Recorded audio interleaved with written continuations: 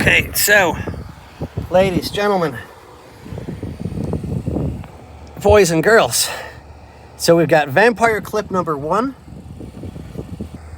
a bunch of butt connectors number 2, a light bulb not in place anywhere,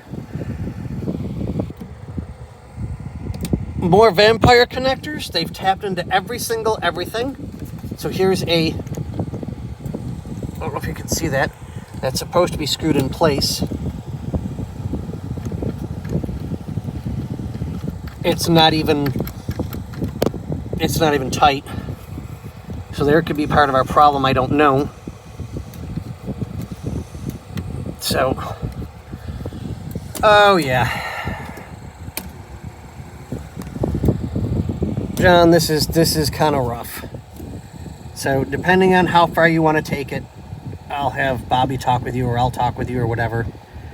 But the next step's going to be to pull the gauges out, dash cluster, and do some more diagnostics on it. I'm sorry, John. I was hoping this was going to be an easy fix. So, but on that note, buddy, we'll let you go. On a positive note here, if you look at the seat controls, they actually all work on the passenger side. See the seat? It goes forward. We got backwards. We got down. The up and down could probably be worked on if you wanted to. There goes up and down a little bit. We got the tilts.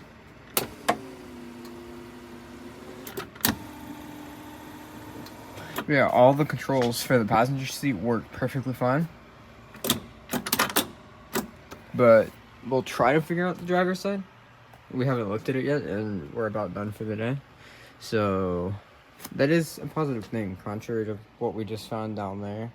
You know, the mess back over here and stuff. But I'll see you guys later.